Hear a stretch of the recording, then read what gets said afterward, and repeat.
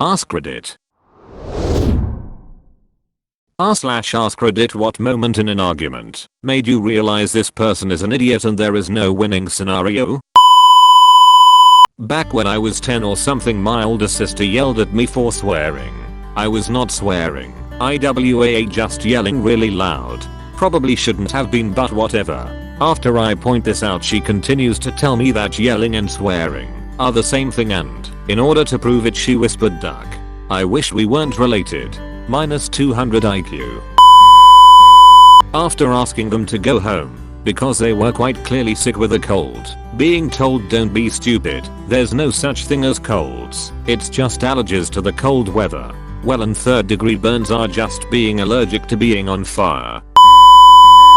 Because the human body has evolved to heal itself of all diseases and illnesses, that a natural diet is all that is needed. Sometimes loads of garlic is required for those extra stubborn issues like cancer.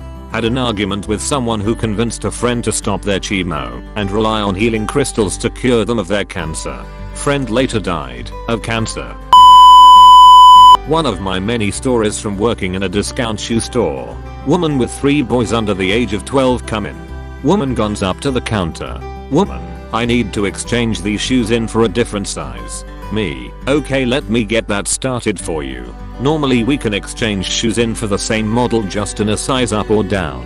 It's pretty common for parents to buy shoes underestimating how much their kids have grown and come in for a bigger size. Anyway, I open the box. The shoes are completely trashed. Toe blown out, the sole is peeling off, and they smell to high heaven.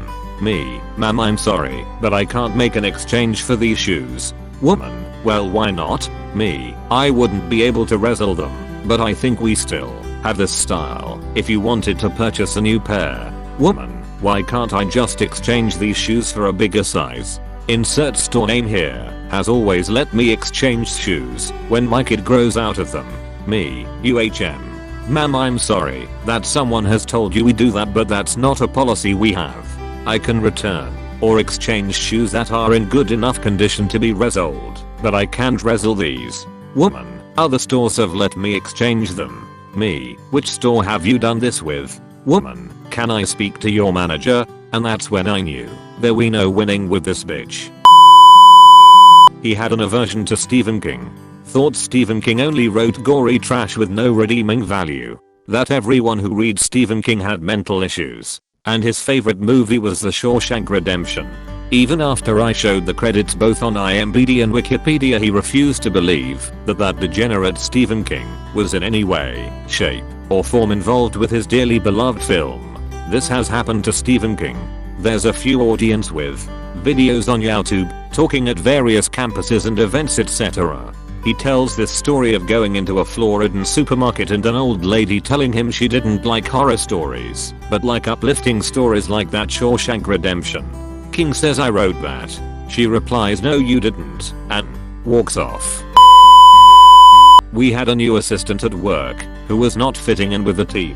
I sat her down and talked to her about expectations and reviewed the responsibilities of the position several times. In one last effort to help her, I thought I'd see which parts of the job she liked. I asked her, "What skill do you think is your strongest skill?" And she said, "Delegating."